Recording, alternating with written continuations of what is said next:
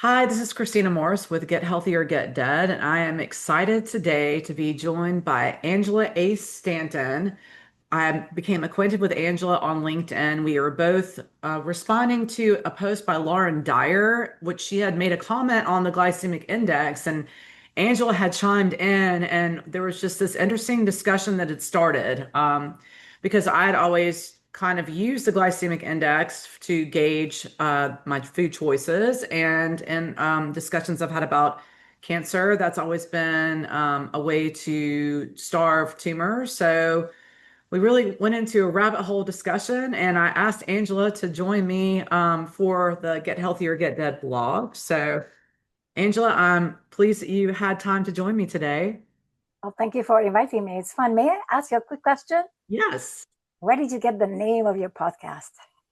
So that's an interesting question, actually. I'm kind of like my brand voice is very in your face. And so the point of the book blog, because there's a book that accompanies the blog, is to wake people up, shake them up to basically say, hey, here's your choice. You can either keep doing what you're doing, or you can take your imbalances by the bootstraps and let's go and get busy. So you can either get healthy or you can continue your journey down the spiraling path to being unhealthy. And the choice is actually up to the individual. So the book was born. I was kind of inspired by another consultant who uses a very direct brand voice. And so I figured, well, if he can do it, I guess I can do it too. And I'll just spin it with health and wellness instead of what he's doing. So that's kind of where it came from. Very cool. So sorry, I just needed to know that. No worries. And it's kind of cool because you and I kind of exist in the same with the same philosophies. I just want to kind of introduce you to my readers and your background. So I'm going to read some information that you shared with me about your background. So Angela holds a PhD in neuroeconomics from Claremont Graduate University, an fMRI certification from Harvard's Athenula A. Martineau Center. I hope I pronounced that correctly. For biomedical imaging, a master's in management science and engineering from Stanford University, an MBA from UC Riverside, and a bachelor's in mathematics from UCLA. Her doctoral research focused on how changes in neurotransmitters influence human decision making, giving her deep insight into the connection between hormones, brain, and behavior. After leaving academia, she turned her focus to migraines, both as a lifelong sufferer and as a scientist. Her work with thousands of migraine patients around the world has shown how nutrition, electrolytes, and low carb strategies can prevent and manage migraines. She is the author of Fighting the Migraine Epidemic and recently published research in Frontiers in Nutrition on how ketogenic, low carb, and carnivore diets can prevent migraines. Dr. Stanton is also an advocate for questioning mainstream health narratives, running the site Clueless Doctors, and leading online communities that challenge conventional thinking about medicine, nutrition, and wellness. And you also have a migraine group on, I think, Facebook is, Facebook, yes. so that's pretty exciting. That's a huge transition from academia to what you're doing now. So maybe you can tell a little bit about your journey and how you arrived at where you are today. Sure. And actually, I don't see it as a very big difference because basically I'm doing the same thing. I'm teaching every single day and I'm doing my own little research, maybe not in the lab, but with people and with me in general. So it's not that different. And my journey was in academia. When you are in academia, you're expected to work um, 24 hours a day. Basically, you're teaching very big classes, sometimes 300 and more in huge lecture halls at university. Plus, you have to publish, right? And also, I was a postdoc and I got my PhD at a late age because I had children first. And then I went back to school to get all my degrees. So, get 12 years of education while I already had my children. Mhm. And so my PhD I got at a late age of almost 55. And so my options were also limited because of my age and because you know why. So um, when what I did, I first went to Germany because Max Planck Institute, which is in Europe, is a leading research institute, offered me a postdoc position. So I went to Germany and it was wonderful and I really loved it there, working with a lot of very good other researchers in the field of neuroeconomics, which is neuroscience, applying basically how the brain responds to economic and financial situations. So it was a very unique, niche kind of a area, and I loved it. But I had migraines every single day, and you just can't focus, you can't work. And then, of course, when I was teaching at university locally here, between classes, I would just curl up on two chairs with triptans and hope and pray that my migraines would disappear. And so not only was it very painful and impossible, but I also felt it was irresponsible because I couldn't really teach well. So I decided that I left. And I was very fortunate that my family could provide me the opportunity to not have to go back to work and to just figure out my migraine. So it didn't start out to be something for other people. I Hmm. simply just wanted to selfishly, I said, okay, I want to solve this. And I have the PhD. If it's not good for this, what is it good for? Yeah. And so I just jumped headfirst into reading every single academic article you could on migraine. Most of them, I would say about 80% of them are medicinal. So they were not useful at all because by then I went through every single medication and they weren't really working. So there was just simply no point.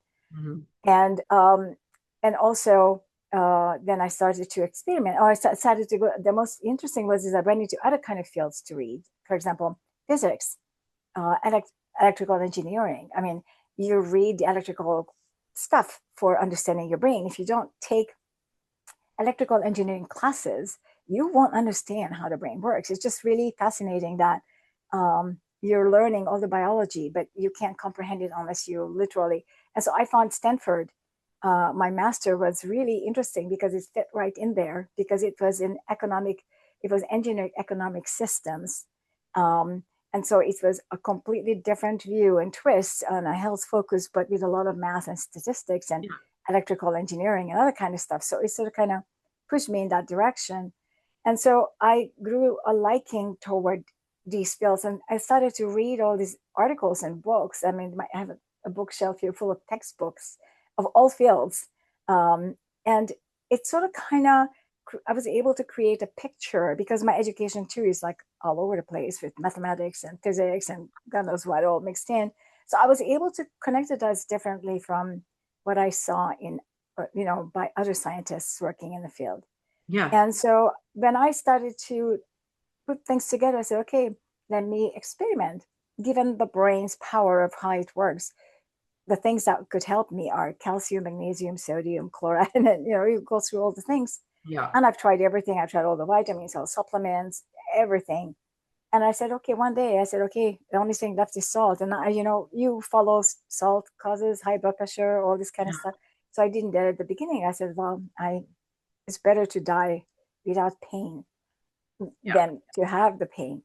And I took salt and it made it disappear. And I said, whoa, what happened? And I kept on repeating it. And it kept on helping me for that one time that I took it.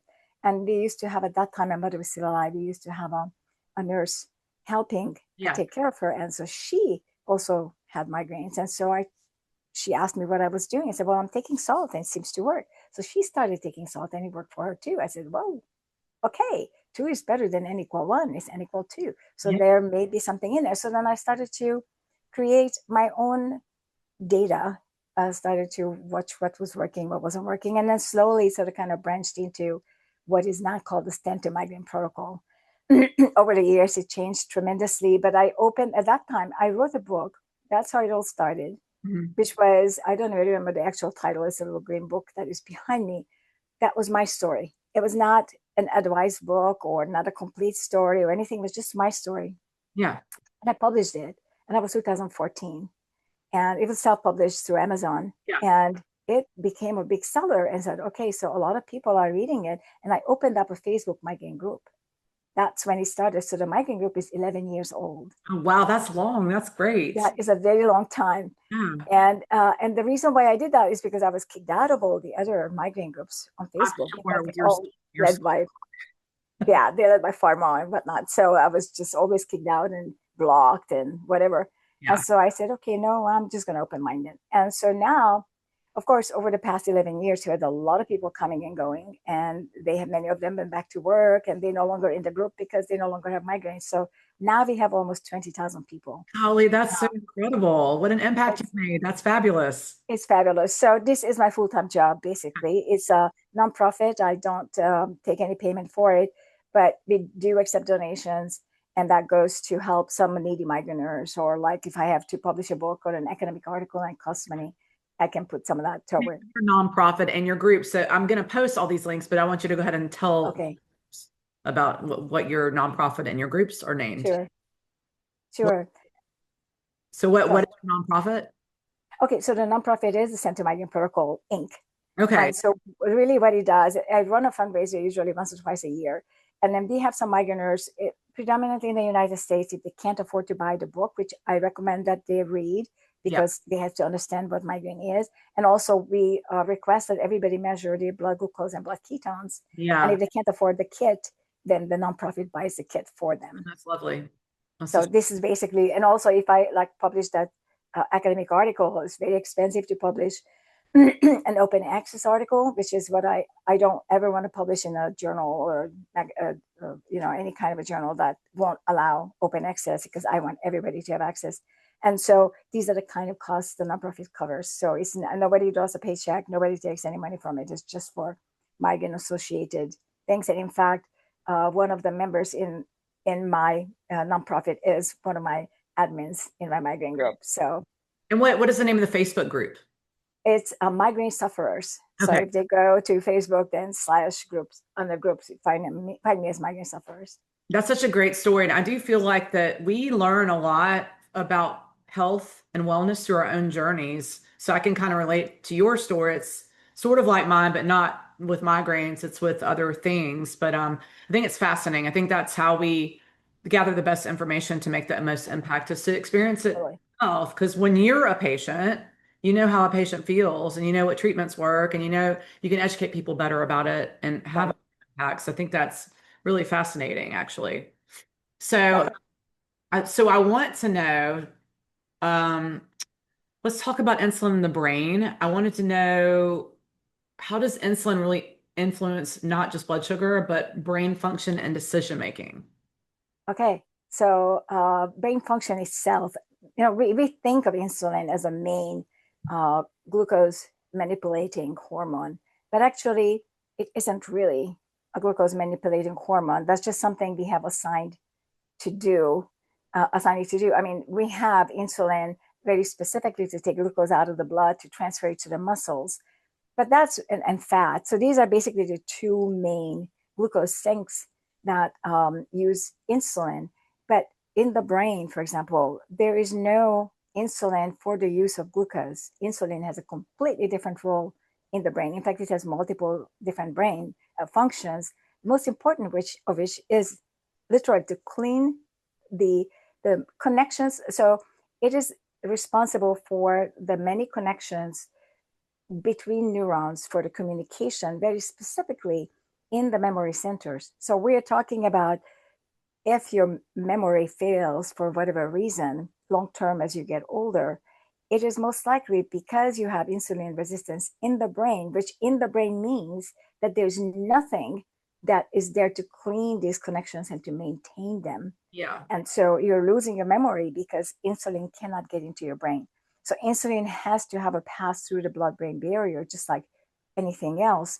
And when the insulin transport system breaks down as a result of insulin resistance, then the insulin can no longer get into the brain. In fact, there is a study which I was just looking for the other day because I'm about to present in South Africa on very similar lines Hmm. on the World Nutrition Summit, is that there was this one experiment with people where they sprayed insulin into the nose to get the quickest access. And these were Alzheimer's patients.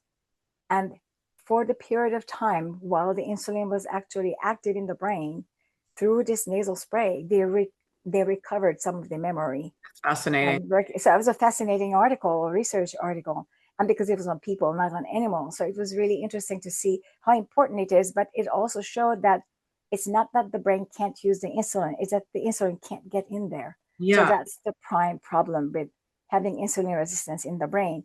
And so it has a lot to do with memory. It has a lot to do with clearing the brain. And it also brings up often to me a question whether all these amyloid plaques and the tau and all Yeah. these things, if one of the function of insulin in the brain is to position these in the right place, because these do have protective functions, but they're just in the middle of the road. I mean, you may have good cars to take you from home to the store, but if it's broken down in the middle of the road, it's just going to cause a traffic jam, right? Yeah. And so I look at it that way. Yeah. And the But perhaps, and we don't know enough yet, but that is a suspicion. Go on, I'm sorry. No, I'm sorry. I was just gonna ask how the insulin interrelates with the glymphatic system because that bathes the brain and the spinal cord. I'm assuming that it's involved in that process as well. It probably is. I don't know if we know enough about all these little details, because remember, the lymphatic system was just recently discovered. Yeah. So we don't actually understand everything that insulin does. Our understanding is extremely limited, even in the body. I mean, we're just learning what it actually does. So we don't know enough yet to make a definitive statement of how it is, for example, functioning in the lymphatic system. Yeah. I actually don't even know, Yeah. because I have not read any academic articles on it. So I don't know. And when I went through school and education, that didn't even exist in our knowledge yet. It's fascinating. I'm thinking about you talking about the brain having insulin resistance. I'm thinking about that coupled with the overstimulation from digital exposure and overstimulation and how it's no wonder people have issues with concentration and memory and all sorts of early stage brain inflammation with having, decreased insulin in the brain. So I'm curious what you think about that, actually. Okay, so I'm not much in support of the anti-digital, and so I'll try to explain a little bit about that. And I know I'm conflicting with a lot of people on this; is very controversial, but I think we are adaptive creatures, and so we adapt to the digital just as much as if we lived in an Amish land without even electricity, right? So we're capable to evolve and develop skills and respond really quickly. So I am not seeing that as a problem. The overstimulation isn't necessarily a bad thing, um, provided that the proper food is given Yeah. so that your brain and the rest of your body can keep up with it and is able to adapt and adjust and is not spending 90% of his energy on immune systems fighting all the anti-nutrients and whatever else you're eating and doing. Yeah. And so I think it has a lot to do. The biggest problem is obviously nutrition, but there are other problems as well. I hear all the time that you need to eat less and move more. And I think it's actually completely incorrect, because if I look back and seeing my grandparents and my great grandparents, there were no gyms. There's nobody exercising anywhere. It's just something that we've created as an excuse, but it isn't really a lack of activity. We are sitting about as much as what our grandparents did, with the difference that we now have cars, whereas they had to walk to the bus station, or before that they had horse carriages, or had to perhaps walk if you were closer to a bigger farm area. And so maybe you did get more exercise, but nobody was lifting weights, nobody was running marathons. Okay, so if you're looking at it this way, people didn't really get more activity necessarily, but they ate different food and they spent a lot more time in the sun and the fresh air. Yeah. And so there were different challenges more associated with your environment. Today, our challenges are more in terms of the digital era.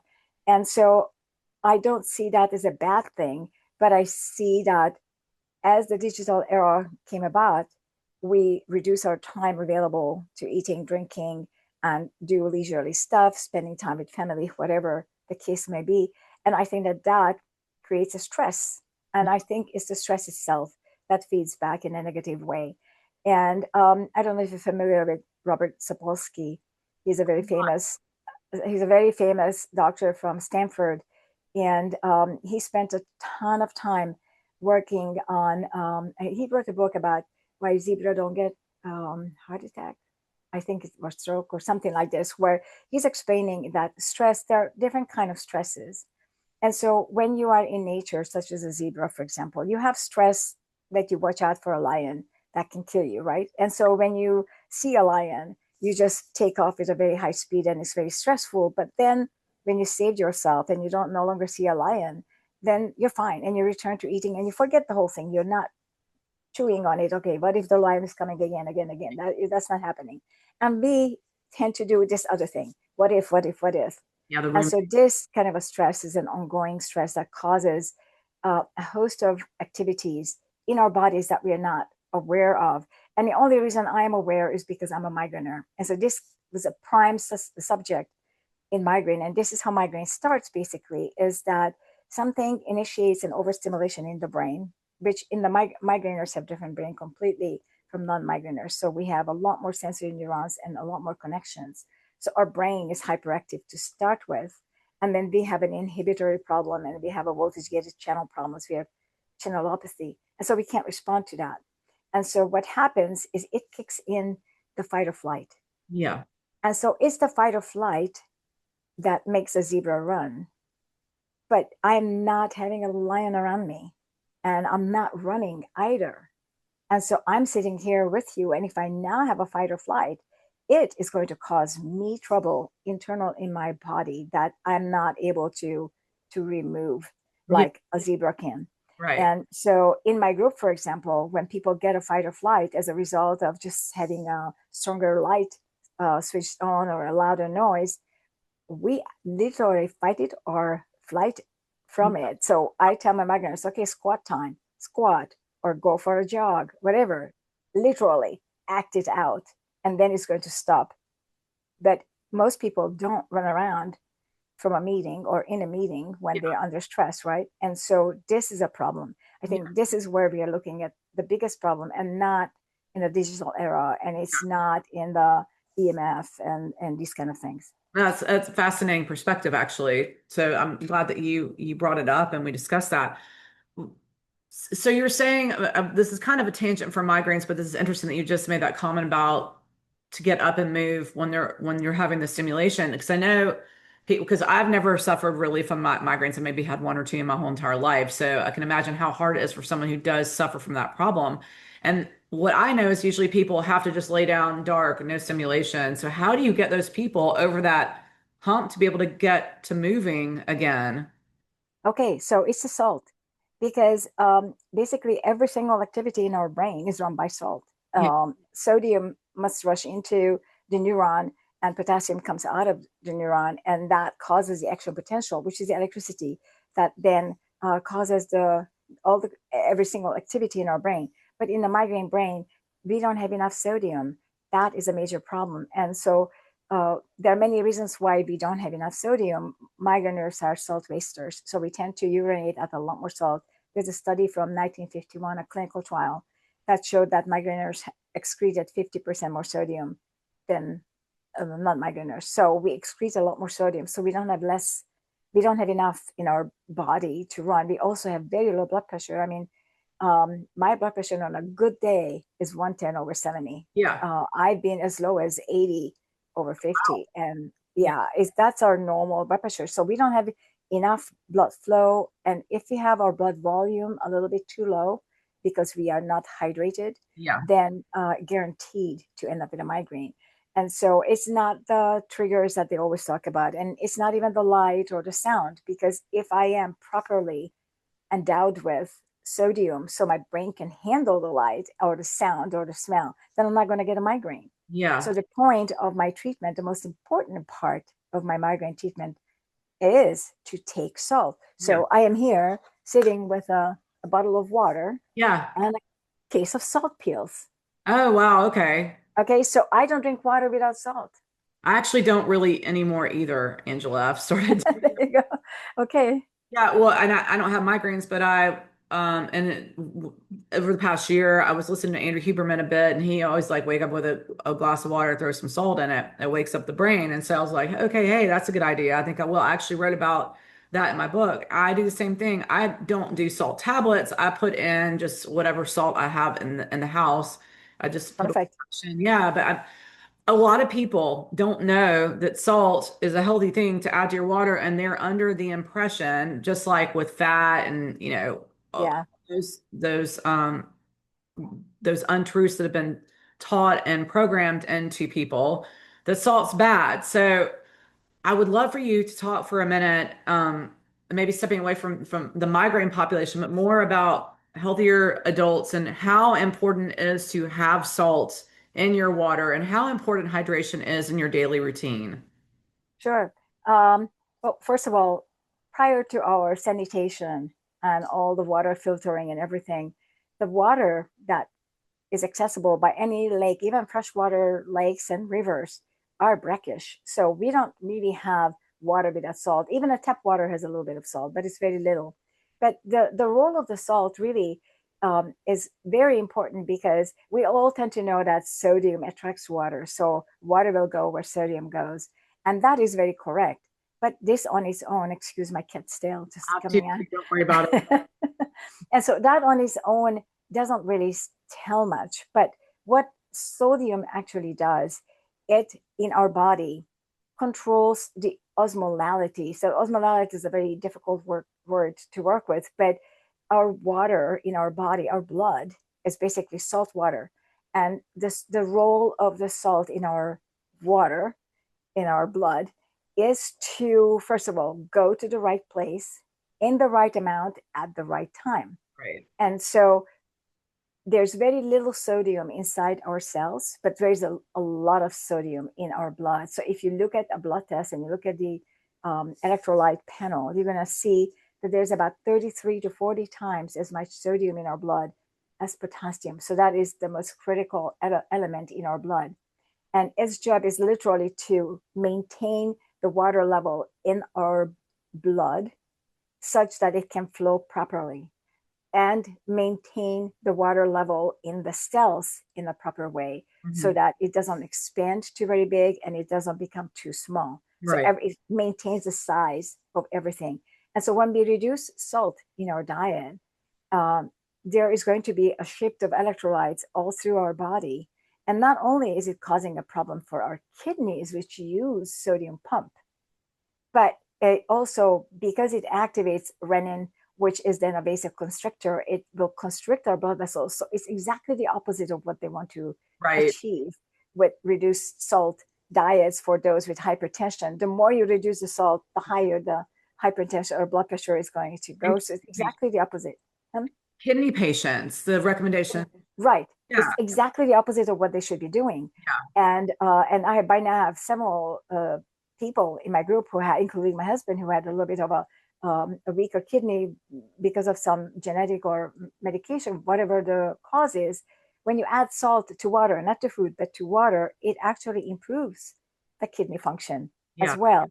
But it's very important to understand that if you reduce sodium completely from your diet, your cells will burst, they will explode because they will fill with water, because water will go wherever it wants to go.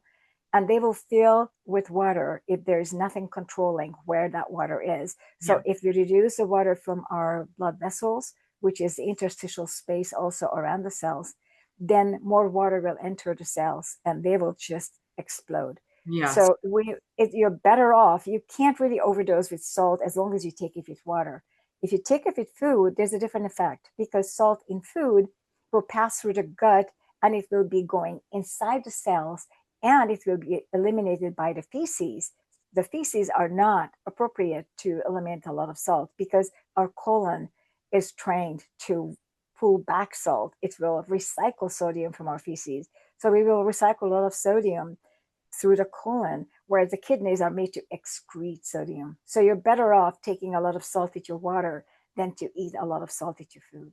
Yes. So someone with hypertension or someone with kidney disease could essentially just eat a normal salt diet and put Mm-hmm. salt in their water, and they would have probably an improvement in They their, do. I've shown in my group. yeah. So that I just want to highlight that point because like that's one of the biggest misinformation things I feel like out there in standard medicine is these facts that get started and they're teaching these patients, and when the kidneys fail, where that's when you start getting into a lot of problems all over the rest of the body. So it's Totally. to maintain kidney function. So I'm glad that you are actually making a point about this because I feel like it's a really important educational topic for those types of patients. Also, in addition to that, athletes, like when you're sweating and when you're doing, so I asked you questions and I wanted to talk about like different training because You have different athletic events you do. You have short events, longer events, ultra endurance events. And I wanted to talk for a minute about hydration and salt in that picture with these types of events and training and athletes. Okay, so it depends on what kind of sports events you're talking about. Are we talking about marathon, or are we talking about weightlifting competition, or Like so? marathons, more like, long distance biking, long distance paddling, Okay. those types of things. Okay, so in terms of cycling, so I have and marathon, I have several members in my group. I think I would say maybe about 10 who do long distance kind of sport activity competitively, some of them, and others just for fun. And what we do is I would tell them, like on a marathon, you can take salt at any time, but don't take water. So they will take a salt pill and and this is a capsule filled with salt. Nothing, it says no magnesium, nothing else in it. It's just salt. And they can take a salt capsule anytime. It's just a sip of water and go on, because all the electrolyte loss basically as they're running the marathon, while they do lose some water, they're losing much less water than what they lose in salt. Sodium is what the kidneys excrete, it's in the bladder, it's going to be gone. And one of the reasons why that is happening is because when you're running a lot and you're using your muscles, the potassium is going to come out of those muscles and it's going to end up in the blood. Mhm. And those potassiums will have to leave the blood in order for you to survive. In fact, marathon runners who end up with cardiac arrest usually, most often, end up doing so because the level of potassium in their blood is so high that the heart ends up getting an arrhythmia. And that can be fatal as well. And so if they keep on piling salt back in, that is going to control and keep the balance as they go. And whatever excess, because the kidneys are made to excrete salt, that's their natural job. The primary job is to excrete sodium. There is no danger of getting too much sodium as a result. And they can drink every now and then, drink just a couple of sips of water, but they're not drinking, they don't hydrate all the way through the marathon at all. And they're not going to hydrate before it a lot because they're not going to carry 2 pounds of water in their stomachs. That's going to just, move around. It's uncomfortable. And Yeah. then afterwards, they can hydrate carefully as they stop and cool down and they recover. They can hydrate. And I found that doing it this way, and also the food, they don't gel at all. So whatever they do is be recommended that they create a little paste made from hard-boiled eggs that is squashed with butter and salt, I love and put that in a little gel bag and just squeeze that in your mouth. If you must have anything for extra energy, Yeah. have that mix, and it gives you the fat, it gives a little bit of carbs, it gives all the fat, it gives the cholesterol, whatever you need, you're going to have it. And doing this, they've been doing really good all the way through. Yeah. And they find that they're not even fatigued the next day, because when you're using fat for fuel all the way through, instead of glucose, you don't get muscle aches either. Like, I just came from weight training, and I've been doing that weightlifting with heavy weights for several months now. I have yet to have a muscle ache one day. Yeah. That's fascinating. This is really interesting. So if I just to, I'm curious if it's really hot outside and you're sweating a lot, would you then recommend more hydration in the form of liquid and not salt then? Okay, so I would never ever have anything without salt. Yeah. So, but I go sometimes it's very hot. I'm in Southern California, so we can have 100 plus. Yeah. And one of the first things that I notice when it's very hot and I'm out there hiking, or I live in the hills, so a little walk is basically a hike, but on paved streets, is that my fingers swell. Yes, I have that too. Yes. Okay, so that means when you swell, that actually means you need salt, not water, because you have water. That's where the water is, in the wrong place, Yeah. but it's in there. Okay, so that's edema, and that's the sign of potassium leaving the cell and water coming out as a result of not having enough sodium. So you want to take a salt pill and not drink too much water, just a sip or two to get it down. And you're going to see it swell back a little bit, but then you continue hiking or whatever, and it's Yeah. going to swell up again, and you take another one. So I'm not a fan of drinking water all the time because you don't sweat that much. You Yeah. will sweat actually more after, when you arrive and you sit down. That is when the sweat is going to literally hit you. And you sweat much more when you go into a sauna, for example. I Yeah. mean, it's not really, the sweating part of it isn't that much. and it is used by our body to cool ourselves. So it's sort of kind of a reverse feedback, Yeah. right? So it keeps our body comfortable. So I'm not really fussing that much with water. It's more about the salt. Interesting. That's super interesting. And what would you recommend someone take a salt pill before going into a sauna then? Oh, yes. Yeah. Before, during, and after. Yeah. Absolutely. Interesting. Absolutely. Well, since we're talking about training and fuel and nutrition, because I'm like super curious about this. I told you before this interview that I would like to kind of explore and bust that myth of carb loading. I'm so tired of that. I want you to just kind of explain what are the faults in that theory for a pre-training meal and all of those things. Okay, where do I start? The long is like that. I How know. I much time can't have you wait. I got? can't wait to do this. I'm so excited. And by the way, I got some of your questions in advance, and I worked on that, and that's my answer is like 3 pages long. I said, okay, that's let me And just I'm not close even that. going in order. I'm like kind of like just letting it flow. So good. Exactly. And so let me start first of all. It's coming from the behavioral end of things. Carbs are our favorite, right? Oh, They yes. give for everyone a dopamine hit. Yep. So we already explained the addictive nature of carbs, and we aren't talking about eating sugar. We're talking about eating fruits and vegetables, also sugar, but it's fruit and vegetables. So if somebody thinks that eating pasta or potato is not carbs, it is pure carbs. It's the highest form of carbs, and it's probably the worst form of carbs. And so, prime of the probably the biggest reason is that it is a comfortable thing to do, and it's also a social thing to do. So, people who go for some kind of a marathon or something, they may get together the night before to carb up together, right? Yes. So it's a social thing. Everybody loves the taste of it, so that's that. Plus the addictive nature of it. But it became very well known, and of course, I also have to say that this carbing up makes absolutely no sense because unless you run a marathon or worse, there's no chance you will run out of glycogen anytime soon. So it just makes no sense whatsoever. But assume that everybody in the world is running a marathon and they want to refill, their glycogen reserves. Um, there's also a problem that the reason why it became so well known is because it's a multi-billion-dollar industry, right? Look at all the Gatorade. I don't want to say brand Oh names, but I God. mean, That train. oh yeah, and I used to drink those too because I believed in what they were telling us, right? And so we know better Yeah. than that today. And so it's very difficult to work in an industry that is catering to another industry because the sport industry is also an industry, right? Yeah. None of these two existed in the early 20th century or before that. And so these are all just booming together and increasing. And so this is the reason for it. And also, it didn't help that there were a lot of academics pushing it as well at the time when it was created.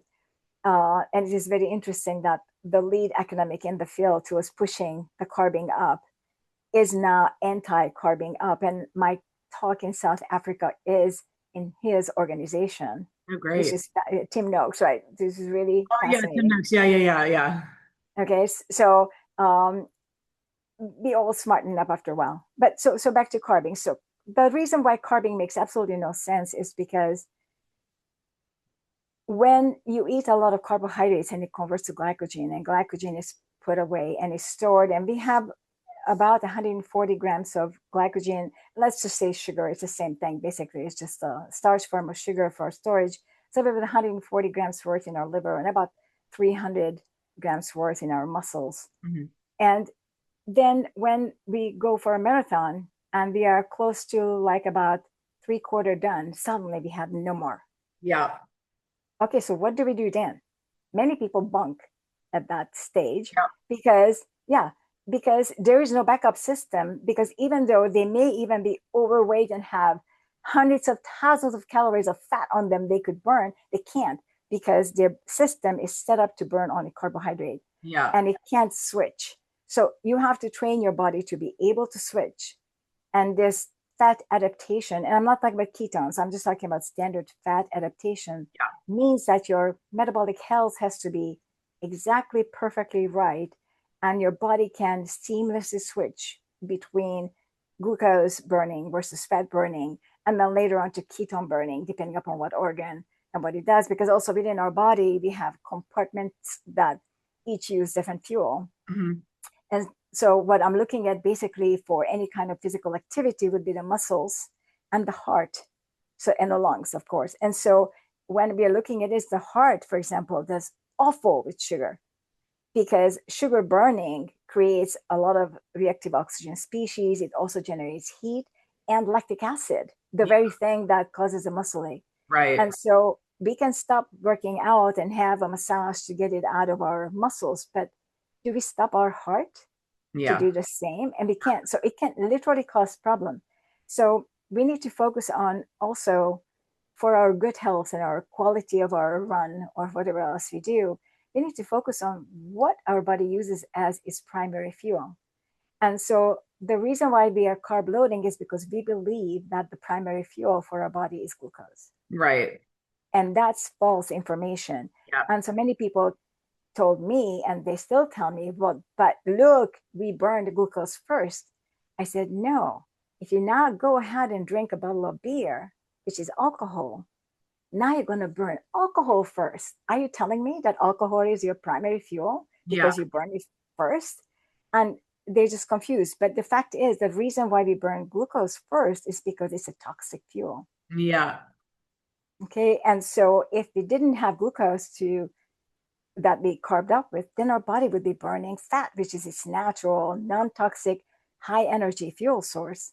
That's why we're getting 9 kcal per gram of fat, but we're only getting 4 from the sugar, right? We get 7 from alcohol. We're getting more energy out of running on alcohol than Yeah. we do from sugar. Yeah. So, and this is why it exists, and it's very bad. Yeah. Uh, It is very bad because the cure is to go do a gel, like you were just saying. Like that's the go-to. Like the people I know when they're doing these ultra endurance marathons are like carb up before, gel when you fall. I'm just like, no, that's not what you should be doing. But so that's endurance. But what about sprint races? What would you recommend? Would you recommend carbing up for that before the race? I would say that for a sprint, yes, you would have to carb up because a sprint requires different kind of muscles. There's a long twitch, or I'm not a specialist in this, but Yeah. it uses different muscles and it uses them in a different way. Yeah. And the fastest sprint is coming from excuse me, coming from an anaerobic environment Yeah. because your heart will pass above your maximum heart rate, so you will enter anaerobic stage. And when you are in an anaerobic state, you can't burn anything other than glucose. Yeah. It's going to be a fermentation process through the cytosol and not by the mitochondria, because the mitochondria is an oxygen rich requiring Right. creature. And if you're in an anaerobic state, it means definitely you have no oxygen to work with. Yeah. And so you will have to go into working with the cytosol, fermenting as fast as possible. So it's a different kind of an activity, but it's very short lasting. So you don't want to carb up for it because there's no point of you carving up for such an activity, but you want to eat it right before it to get the highest output. Yeah, yeah, exactly. That makes total sense. So what would you recommend? Like, what would be a perfect pre-fueling for a race day for an endurance race? What would you do for that? Nothing. You wouldn't eat, but you would do it fasting? I probably would do it fasted. Okay. And so one of the reasons why I would do so is I discovered, and of course, I'm not doing long distance anything. I do weightlifting, which is my Yeah. favorite thing. But, and also I'm too old for long distance stuff to start it now. But what I discovered is that my heart rate drops by about 15 points if I am working out fasted. So I'm gaining a lot more energy as a result because my heart doesn't work so hard. Yeah. This may not be true for everybody. A lot of people, for example, benefit from going for a walk after eating, and I can't because Yeah. my heart rate, it seems my whole body is focusing on digestion. Yeah. And I digest my food extremely fast. Within half an hour, even the biggest of steaks is gone. But for me, I can't. But for other people, maybe they can. But if I were to compete, um, it's going to be on empty.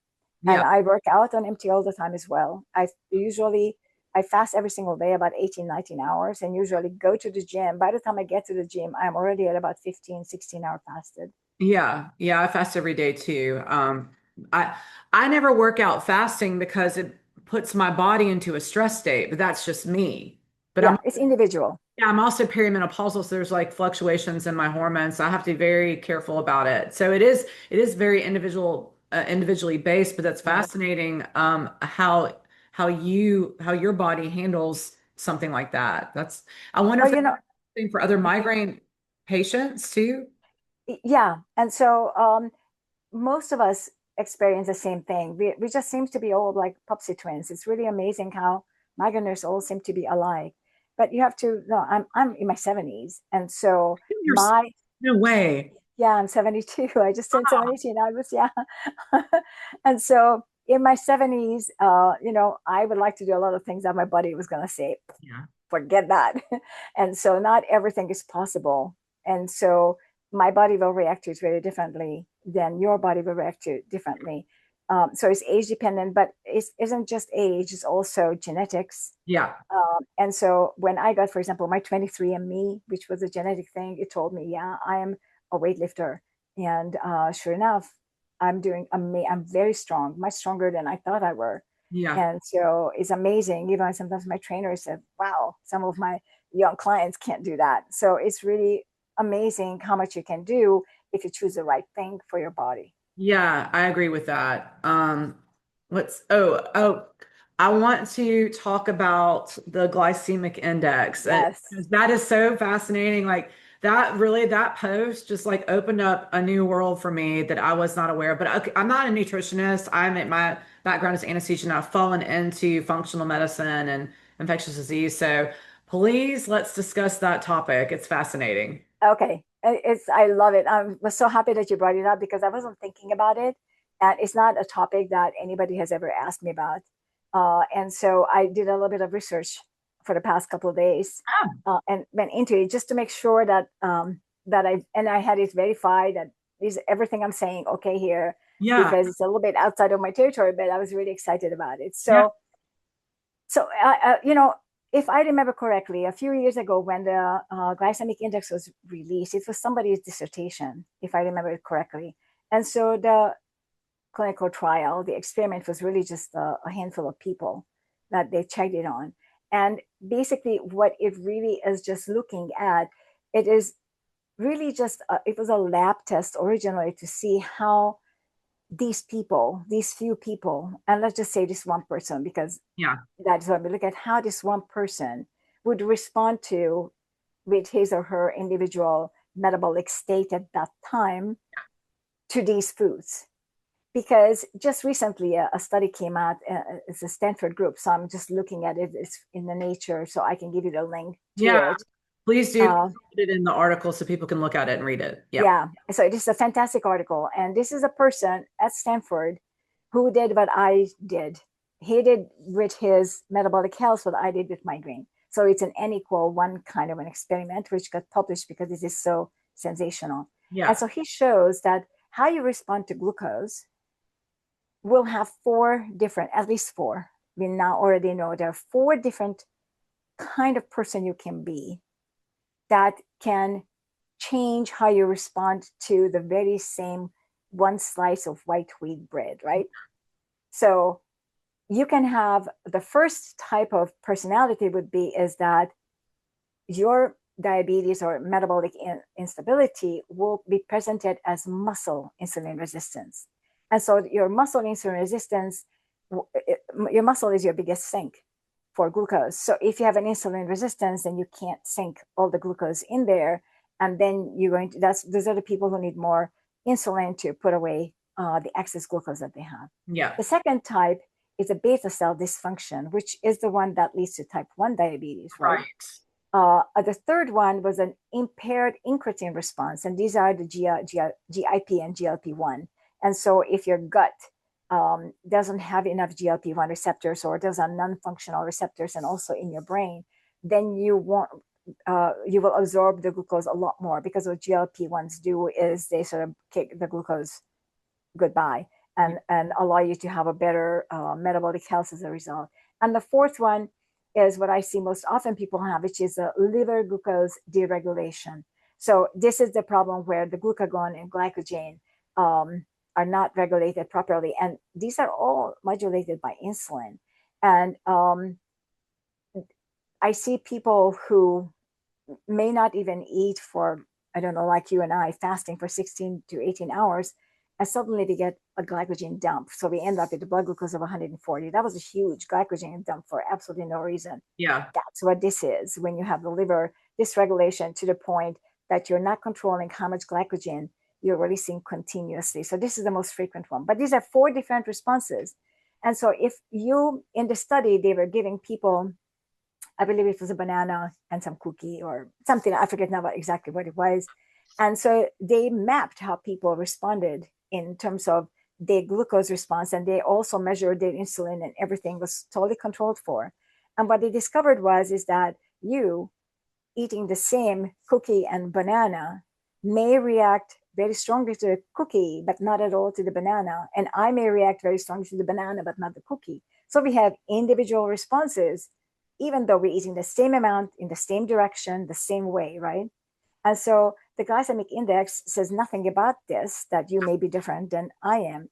And then other stuff that is of importance, for example, what time of the day are you eating that Yeah. banana or a cookie? What did you eat before? Like if you have a big meal on your table and you start it with the banana and then you eat your meal, you're going to have a completely different response to that banana than if you ate your meal first and then ate the banana at the end. Yes. And so does it really have any meaning to look at then the glycemic index if it's not telling us what in general people do? Because it isn't. It's giving you a lab number. It's almost like a range. But it's just a one number. But I would like to see it maybe that, for example, for white bread, the glycemic index may be from 45 to 150. It's not stops at 100 because that is considered the maximum.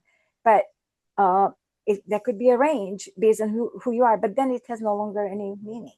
Yeah. And so I don't see it. And even the glycemic load, which tries to compensate for the amount of the food that you're eating, which I haven't even mentioned yet, it also still doesn't work because it still doesn't encompass all these variables that I just told you about. So it's really it doesn't have any meaning. So I would not actually use it in any way Yeah. because it's not meaningful. Because everyone, it depends on the person's metabolic flexibility. Right. And so let's talk about that for a minute. How does one become more metabolically flexible? Okay, so that is actually what I work on day and night with all the members who come into the migraine group. And so it's not difficult, but it is amazing to see what differences there are between people. So some people may recover within a day, Yeah. and some can take 2.5 to 3 years. And there's no way for us to know in advance of who is going to respond to it and who is not. And so what I do in order to control the glucose, of course, the obvious is that you cut out the high glucose items like all the grains, all the starches, all the sugar and other sugar type sweeteners like honey and Yeah. maple, and these kind of things are all cut out of the diet. And of course, we also watch what kind of carbohydrates they can eat and how much. Um, but still, what I find is that this is not enough. So I had to, because there's a huge, very individual responses, and some people will not have any reaction whatsoever. And I'm going to also tell you how I measure that, how they react to eating even a watermelon, whereas another person will react tremendously eating 2 raspberries. And so the differences are so huge that I had to sort of modulate it in a different way as well. And so what I did with the Stanton migraine protocol is I created 2 kinds of eating ways that the migraineurs use. And one of them is the protocol proper, the original, which is a low carb, high fat base with very fixed macros. And then the other one is carnivore. We don't do keto for migraineurs because they tend to get sugar crashes and that causes a lot of issues. So we do a lot of carnivore, but very fixed macros. And within that, we have 2 kinds with dairy and without. So we have these 3 ways of eating. And I enforce a very high animal protein Yeah. eating in that. I have actually now won vegan who was willing to sacrifice herself to be our, she has a hashtag vegan guinea pig, because she is working and helping us create a protocol. She's a migrainer and helping us create a protocol for a vegan person to see if we can do it on a vegan way. Because up until now, everybody just got pissed and left, but she Yeah, decided to stay. that's And interesting. so my way of looking at controlling metabolic health is by increasing protein and fat, moderate fat, because at the beginning, if you increase fat too much and you reduce protein to the keto level, then they're going to end up getting sugar crashes because they still depend on sugar to some degree. So I have a high level protein where they eat protein in excess, and the excess protein amount that's beyond their protein synthesis capability, uh, demand driven, will change into glucose. Not just like as if you ate carbohydrates, but demand driven, which is a little bit better. And so what I find is that, so my macros for the carnivores in my group and be measured by the weight, by weight percent rather than calories, but for the general population is more calorie based. So it seems that it's either 50-50 between fat and protein, or it could go up as high as 60% by calories of fat and 40 on the protein. But the 50-50 is the closest. So we do it by weight, and by weight it is going to be 30 to 40% fat and 50 to 60%, whatever, yeah, 40, 50 to 60% protein. Right. So we're talking about a very high protein. It's a higher protein than other people eat. And we also require them to eat in calories, women over 1,800 calories. So we have women coming in eating 1,500 calories. And no, you have to increase it to eating a minimum 600 calories per meal. Yeah.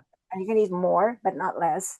And you can't eat more than 3 times a day, except if they have really bad sugar crash periods. Then before bedtime, we also give them 50-gram meat to eat. And that seems to helps keep the blood glucose stable overnight. Interesting. And so it's a very high protein diet. And the when we go on the low carb high fat, and they add a little bit of carbohydrates, I don't go very low on carbohydrates because of the ketogenic diet. I don't want to do ketosis. I want to do higher. So they go between 50 to 70-gram carbs a day Yeah. is their range for women, and I believe 60 to 80 for men. Yeah. And so it's highly controlled, and they are running everything by chronometer, which is our standardized in-group measure that you, as the USDA, they have to use only generic entries. So it's not brand name. So we know precisely their protein amount, leucine, and all this kind of details, which the brand names don't give. And we control very tightly. And I run tests that are called, are you familiar with Kraft, You mentioned, Dr. Kraft? and I kind of looked it up, but can you just speak about what that is quickly? Sure. So what he did is he was the first one, or maybe the only one, who ran the 5-hour blood glucose and insulin oral glucose tolerance tests. And he would, in the 5 hours, and that is 5 hours postprandial, he would test every hour blood glucose and insulin. And he would create these curves, which then he labeled the type 2 diabetes stage 1, 2, 3, 4, whatever that was. And so, because I'm not a medical doctor, I can't order them to go to a laboratory test like that. I created a test that they can do at home with a blood glucose and blood ketone testing kit, where I'm using blood ketones as a proxy for insulin, Yeah. because I understand enough chemistry to see, and physiology to see what actually happens, because it's actually very difficult to understand. People think they're in ketosis when they have high ketones, but oftentimes that actually shows they're not in ketosis. So it's a really very complicated field. Yeah. But so I have a test in which we do 5-hour postprandial, and they check every 30 minutes, and they control what they eat. So they have to write down precisely, and they're within the framework of my protocol foods that are allowed Yeah. and the protocol macros. So we have everything controlled in a very narrow range for everybody the same. And they tell us precisely what they ate, grams, calories, the amount of leucine, everything is given. And then they check a fasting blood glucose when they wake, and then they take a pre-meal, and then 30 minutes later, after they put the fork down. Yeah. And I can see on the curve of the two, the ketone and the glucose, of whether they are protein synthesizing, are they having insulin spikes, are they having glycogen spikes. So it's very easy then to see what actually happens. And so the goal is for them to reach a near flat line Yeah. all the way through. And of course, what I now understand is that as they finish protein synthesis, which can go up to 4, maybe even more than 4 hours, for some people, it just never stops, which is great. But for those who just start protein synthesis and after 3, 4 hours they stop, you can see a sudden spike in the glycogen. So the blood glucose goes up and then suddenly it starts to come down and Yeah. they end up somebody in the 80s. By the time they drop below 90, there's no more protein synthesis. So Okay. it's really interesting to see how they pan out. And so this is how we can establish a metabolic fitness, because if they're jumping all over the place like a roller coaster, then we know that, okay, nowhere near stable metabolically. Right. If their ketones are skyrocketing and then go down and back up, nowhere near Yeah. stability.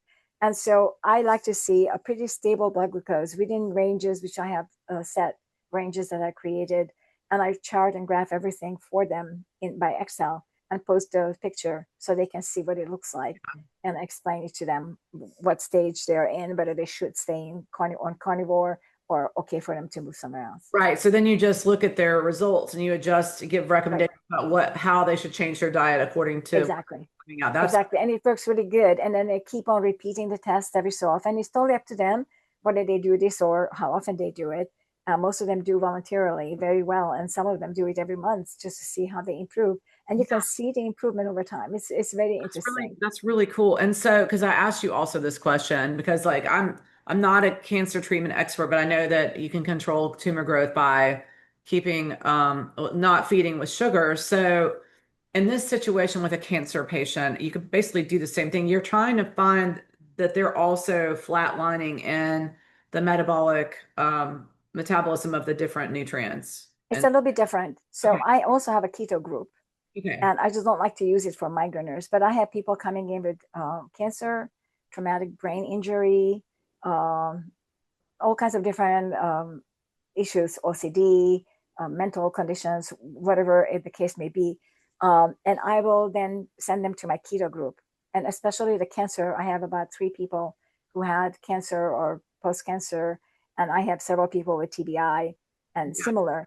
I will, and seizures, of course. And so I'm treating ketogenic diet in a therapeutic way only, not for everyday use, because it just simply is a catabolic process. So I don't want people on it all the time. It's just yeah, not something I support. But for cancer, it's perfect because the goal is to move everything toward ketones and fat use yeah, so that cancer cells will have less of an opportunity. Unfortunately, cancer cells also use glutamate, which is an amino acid found in every kind of protein. So you also have to reduce the protein amount when people have cancer, yeah. um, and reach a stability that way. So that would be a very high fat ketogenic diet if they have cancer. And but I also want them to fast. I also want them sometimes to have, like, if they have chemotherapy, I want them to fast before they go for chemo, so they actually empty when they go on chemo, so chemo has a better chance of working. And I want them to reject all the cookies at the chemo centers. I mean, it's absolutely amazing how they feed them with cookies. In the hospitals in general, it's just disgusting. Right. It's just disgusting. It's absolutely amazing to me, but especially for cancer, let me know that cancer cells live on sugar. I mean, we're finding the metastasis with sugar. Yeah. Well, I mean, even when you donate blood and they have cookies and orange juice and all that crap for you to eat, yeah. what is the rationale behind like gorging people with sugar stuff? Like that's just ridiculous. Well, and also now for surgery, I'm hearing that there are simply no surgeries without sugar drip. I mean, it's the craziest of things. Yeah, so because of my anesthesia background, we primarily, well, Ringers has some sugar in it. We primarily use Ringers or saline. It depends on the case, but I think we could probably run everybody on saline and they would be fine.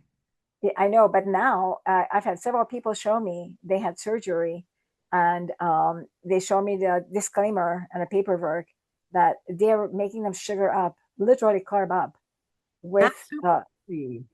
it is absolutely crazy. They're carving up them off with sugar drinks, and they're all the instructions tell them that they're going to get this later in with the sugar in it. I mean, it's just crazy. It's totally crazy. That makes the injury recover slower. That's nuts. Well, this is why I don't do anesthesia anymore because I can't walk into an operating room situation and see patients where they're just getting things that don't make sense. And like most people are walking in there, like they don't really even realize like well, I mean, personally, I would not tell someone to take Ozempic or something. I would tell them to focus on their diet. And like the people are coming in with complications from Ozempic and vaccine injury, that's a real thing too. Like half the colleagues don't, more than half, I'd say 85% of people don't even realize that's a thing. And people walk in and have a fresh, a booster or whatever, that can put them at risk for bleeding on the table. And like, no one has any clue about that stuff. I can't function in that environment anymore. So that's one of the reasons why I've stepped out. So that's really interesting that they're giving those instructions now too. Right, they I've been do. out for a few years, so I'm like, that's pretty shocking. Yeah. It's really shocking. I wanted to get my nutrition degree on top of my PhD. I figured it would be so easy to get a nutritionist degree because basically I have all my education already. I just need a few more classes.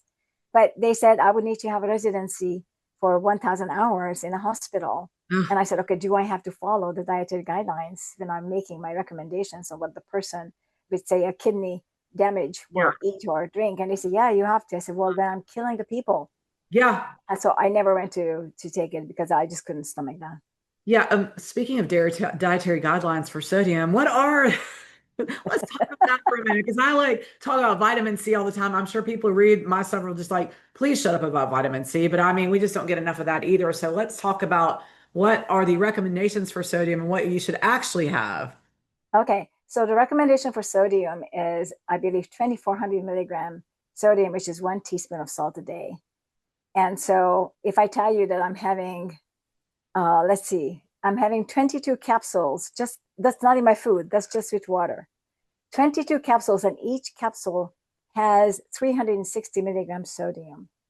So I am taking something like 16 or 18 gram salt a day. So 9 times, 8, 9 times the dietary guidelines just in my water. Yeah. That excludes what's in my food. Yeah. And I've never been healthier in my life. I have low blood pressure. I am not taking any medication Yeah. other than estrogen because I'm female, but Yeah. nothing else. Yeah. So yeah, it is really amazing how much misinformation is out there now. But the vitamin C is interesting that you mentioned, but I Yeah. also wanted to say something about some of the other stuff like potassium. The RDA on potassium, Yes. everybody thinks it's 4,700 milligram. Is that what you know? 4,700? Yeah. Okay, they reduce it to less than half that. It's like 2,200 milligram is what is the RDA now. Okay, Yeah. they reduced this about 2 years ago. Interesting that it happened 2 years ago. I wonder why that is. Okay, but I have to also say that there are ways that you can find out how much sodium and how much potassium is in your body. You can Google the molecular weight, how much sodium and potassium is in the body. And there's a little bit more sodium in terms of count because sodium is much smaller than potassium, but by weight, they're equal.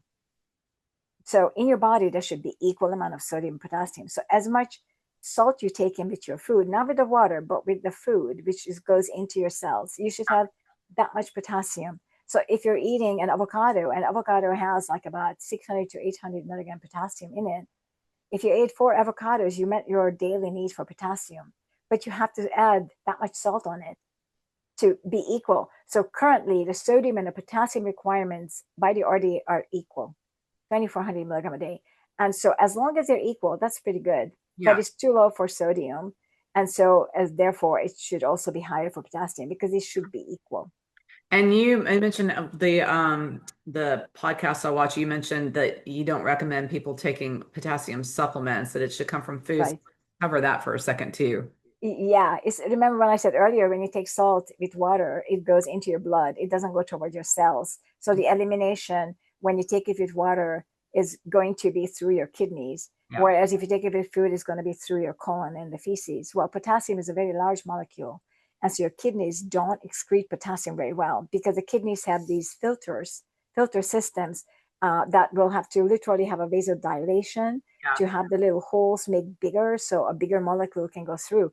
Yeah. Or if they made the holes bigger, then a lot more sodium will also go through, and Right. also calcium and magnesium and iron, because those are all smaller than potassium. Potassium is the biggest molecule.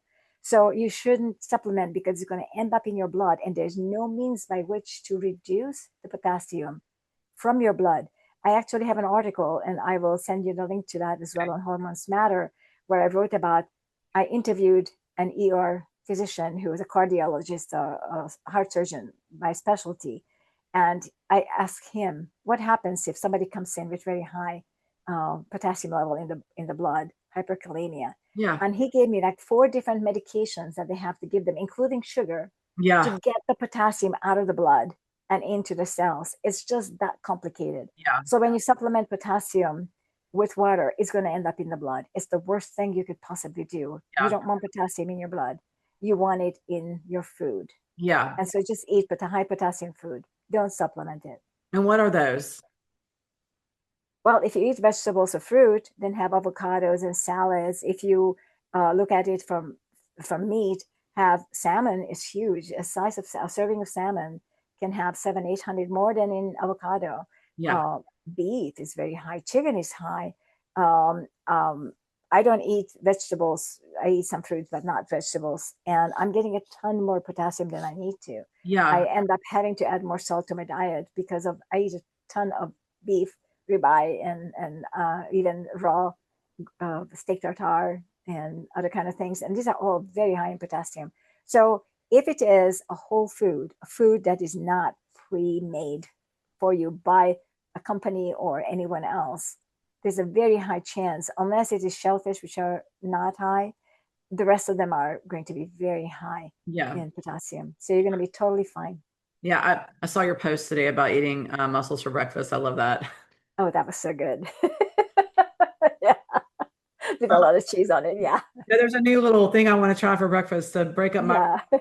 variety. Because another interesting thing that I really loved about that interview that you did, because you were talking about fasting and how your body is basically almost trained to react to the foods you eat when you eat the same foods all the time. I have to say, I'm guilty of eating eggs all the time. You even talked about, oh, I can tell they've been eating eggs. I eat eggs a lot. But I do actually eat it with other stuff. I'll have avocado or I make my own sourdough stuff. It was sourdough bread in the morning, but that was kind of interesting. So I kind of would like to talk about that for a second too, about how your body also almost memorizes the time that you're eating and how it's good to be more flexible about your eating times. Okay, so it's not that your body is memorizing it, but it has a Pavlovian expectation. Right. That's Uh, yeah, it's the expectation that it knows that, okay, pretty soon food is coming. And so when the food is not coming, you get a growling stomach. But 5 minutes earlier, you didn't have a growling stomach, and your stomach was just as empty 2 hours earlier, and yeah. you didn't have a growling stomach. So it will send you a message when all the juices are coming in advance. And so the best way to explain this is perhaps looking at insulin, because we understand what it means, the different phases of insulin response. So, for example, you looking at an advertisement on television showing a donut, and you happen to like donut, that looking at that food is going to initiate an insulin release in advance in you, making you hungry. And that's going to make you go to the donut shop and buy a donut. Right. That's the goal of the advertisements. Okay, that's how it is built up. And it is the very same if every single day, the same time, you see the same kind of advertisements, your body is going to be conditioned. Yeah. So it's more of a conditioning, an expectation that, okay, I'm ready to have. And it's really funny when I'm in the gym working with this trainer and we're watching TV and the ads are coming on. And it's always coming up with the same one ad where they show crab legs. And crab legs are my favorite food. So I was, damn, I wasn't hungry a minute ago. Now I'm starving because I saw my favorite food, right?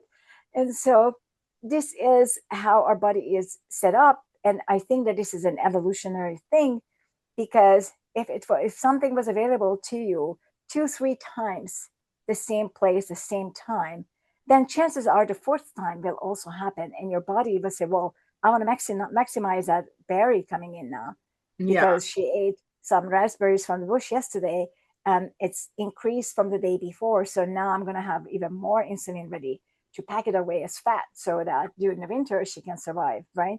And Yeah. so I see an evolutionary advantage about prepare our body preparing and adapting to an expectation. And so that's all that is happening. Yeah, that's super interesting. Um, let's see, make sure that I didn't skip something important. Oh, let's talk about clueless doctors. Because I think that's awesome that you started that. So, tell me about what kind of resistance you face from the medical community when you present your findings. Okay, so it depends of where I present and what I present. And so Uncle as Doctors itself, I had a lot of feedback, lately mostly positive. It seems that the people who follow it are supporters and Yeah, not the naysayers. So I get very few. I get some letters and emails coming in that, what were you thinking? But they're normally okay. And it is known as the activist side. So if it's, and I have some topics pulled off that were not allowed during yeah, COVID time, they're under password and that kind of stuff. Um, but it is really, it itself didn't really steer the brown stuff too much. But when I carried the articles to other places, like LinkedIn, where you and I met, or yeah, Facebook or elsewhere. So in LinkedIn in particular, I will get a lot of feedback. And there are a lot of doctors who openly are doctors and openly are discussing what they're believing in it, believing in. And their comments are very interesting. And so I do get a lot of backlash from that. yeah, In terms of the medical industry, I used to at the beginning with respect to migraine, but they sort of kind of stepped back because it somehow spread really quickly how salt helps. And so a lot of people read it. And also I was published in different newspapers and other kind of things. And the last one was a video where that has like 3 million followers. And so it became just too widely known for them to bug me. So they aren't really after me. And I'm not after them in any way either. But the publication part is a problem. I'm Publishing. I'm sure. That is why. And actually, it's really funny because I had this article that I published that I mentioned at the beginning at the Frontier. When I submitted it for peer review, and there are 3 reviewers usually. I'm a reviewer too for other journals. So there were 3 reviewers in this one too, and one of them, he or she, I think it was a he from the UK, said, "Well, we have medications. We don't need you." Bye. It's literally. I mean, he just did one review, and he closed it off as not accepted and closed it off. No discussion. Nothing. That's just ridiculous. I mean, It was totally. But clearly, this person, whoever this person was pharma oh associated yeah, because yeah, he didn't say that I don't like what you wrote or I disagree with you what you wrote. He said, "Well, we have medication. We don't need you." So that's clearly a pharma kind of a you response. know response. I've been And so it's and I had it my account that I presently have is a new one. I got deleted for reposting Vigi access data regarding vaccine injury. That wiped me off of LinkedIn and all my connections. So have you had that experience? And no, because I heard of other people having it, and so I was very careful about it, and I moved everything off of Facebook. Facebook removed some posts from my group because I wasn't openly discussing it, but they removed some posts from my group. And then so I moved it on Clueless Doctors, but under password. So Facebook no longer dictated what I was working, and because it's under password, nobody dictates what I'm writing. But I yeah, must say that at the beginning, in terms of vaccine, I am quite vaccine supporter. I'm not against vaccines in general. And at the beginning, I got several COVID vaccines myself, but I have come to now understand what really this particular vaccine, how, I mean, look at it this way, whether I get vaccine or not, doesn't matter. If you catch the bug, you should be building up some sort of resistance. And that's the point of vaccine as well. Well, I caught it 5 times. yeah, yeah, I never been able to build up a resistance to it. So yeah, why would I build up a resistance to the vaccine? yeah, It makes no sense. And so it no longer makes sense to get it. But that's another question. Um, but so most of the backlash that I get that I can see is that, for example, I could never apply for an ethical board approval to run a clinical trial because it would require for me to remove the people from their medications. Because in my group, they stop having headaches, and then they start removing their medications, and everybody ends up without medication. Right. But I can't start that way, obviously. But the ethical board will not approve any reduction of medication ever, even if the person has no more pain. It would have to be the same way as it started. And if they're not coming off the medication, then there's no way for you to know whether you actually really cured the migraine or you didn't. And also, what ethical board would approve the amount of salt that I Yeah. am eating? It's not possible. So this is where I'm bumping into. And so I have come to the conclusion that it doesn't matter, because I'm not really doing this for fame or to publish or to be known or whatever, Nobel Prize. I'm not doing any of that. I'm doing it because I can do it. Right. And because you want to have help other I want people to help. with your problem. Exactly. Exactly. Yeah. Yeah. I think that's anyone who really is for the patient has the same feelings. They're not in it for making $1 million. They're in it for help. Exactly. We're healers. Like that's what we do. So, Exactly. It's yeah. a moral standard and how we set up. And so it makes me feel good as well. So I get it back because I get a lot of good feel, a lot of dopamine hit from having somebody cure their migraines and not having a whole year without migraine for somebody who used to have it every day. It's That's a amazing. dopamine hit to have is when you're helping people feel better, isn't it? Like that's way better than any other dopamine hit Exactly. you get from some other means. It says if someone listening today wanted to take Oh the yes, first step toward being their own advocate in health training and nutrition, what would you tell them? yes. Um, okay, so this is a very good one, and I have a very big response here. So let me just shorten it. That if I were to start to recommend everybody to start their road, the first thing I would can't speak, recommend them to do would be to learn about the stuff. So Yes. don't just watch YouTube videos and don't just read one book, because if you don't have enough background knowledge and enough statistical understanding so that you could understand what a good statistic is in a publication, because just something published doesn't mean it's And yeah. statistically valid at all. In fact, there's a 99% chance it's statistically incorrect. And Yes. so I would recommend them to, it's not like you go back to school, but pretty close, because you have to understand the basics. And I find people who I deal with who can't even tell me what a carbohydrate is. Yeah. And so when you have so little knowledge, you should not be listening to people. You need to first learn the basics for yourself of what carbohydrate is, what your body is like, how these things function.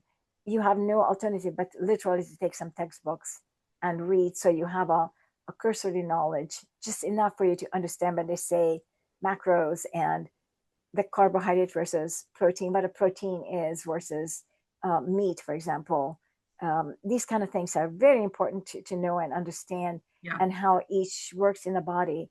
So you need to, if you need to take classes, whatever it takes, but don't just settle on watching one person Yeah. on YouTube. It's a personal responsibility to do your own research. Like I can't say that enough to people who follow me.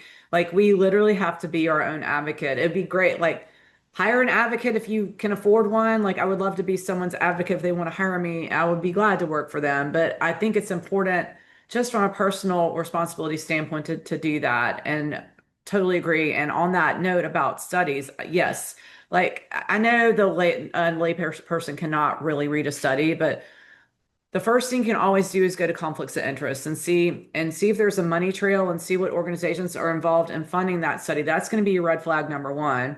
Number two, you may not understand the study design and the results, but if you start looking at like how they're basing like what they're basing the study on, who's their control group, who's the study group, like what are they doing, what are the outcomes? Like if you understand that part, you can kind of smell if there's something Right. shady going on, you know? So, Sort of, right. It's yeah, very difficult. It is really difficult. And I feel very sorry for most of the people, yeah, because it's every day is getting more and more difficult, because people find ways to hide their incentives and tricks. And so, for example, when academic articles published from Harvard, the first thing I do is go back to Harvard and see where that department gets some foundation from. Not necessarily what funds this particular one project, but that's a good the point. general. Yeah, Yeah. that's a really good point because there's a lot of dirty money that goes into institutions. it's mind blowing actually, and it's detective work tracing all this back. Like I just did an article on this wellness company that just that they you trace back. Like I didn't actually initially do the research, but I read research from a couple of bloggers who traced it back, and their research was just great on it. But you literally have to do that about everything, you know? And it's just it's sad that we're, have come to that point, but it's personal responsibility. It's Right.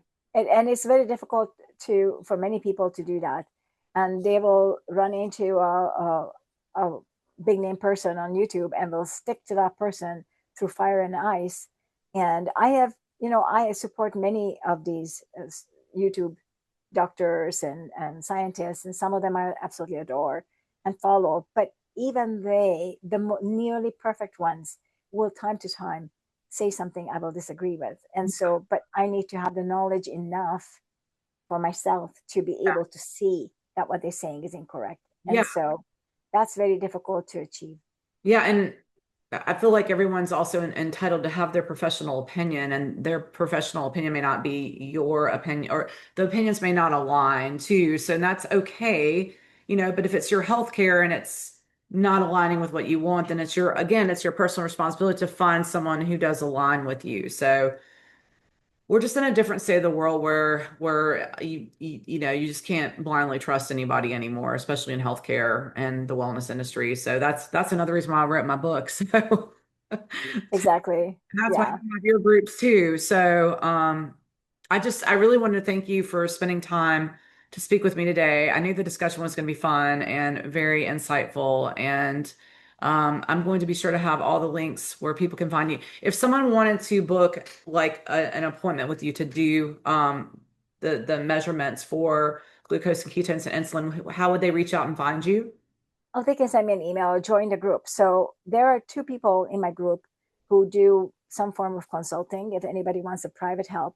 One of my admins, Terry, she does all the basically the protocol itself of how to eat, what to eat, how to measure, these kind of things. Yeah. And she's also a terrific cook and comes down with amazing recipes for carnivores and other kind of stuff. Yeah. And my angle is more of the biology. So if somebody wants to hire me for a private consult, they can do that. And the best way to get a hold of me is through my group, or of course privately through by email, or contact me on any of the comment things on my web pages, and they'll come to me. So that's not difficult to do. But I find that in the group, so somebody who has issues with migraine, um, they don't really need to consult because we provide them everything in the group. People call all the files and documents there. They said this is the migraine university. Yeah. So they some of them print it out, and it's like this big of a file folder Yeah. with all the documents about everything. So the chances of anybody having to hire me for money is pretty close to zero. Yeah. Well, that's really great that you have such a wonderful free resource place for people to go and learn. So really, people have no excuse to do it. Exactly. It's up to them. Nobody's forcing them and nobody's charging them for anything. So totally up to them. Yeah. Well, Angela, thank you so much for spending this time with me. I really appreciate it. Well, thank you so much for it. It was a great discussion. I really enjoyed it. Thank you so much. Me too. Thanks.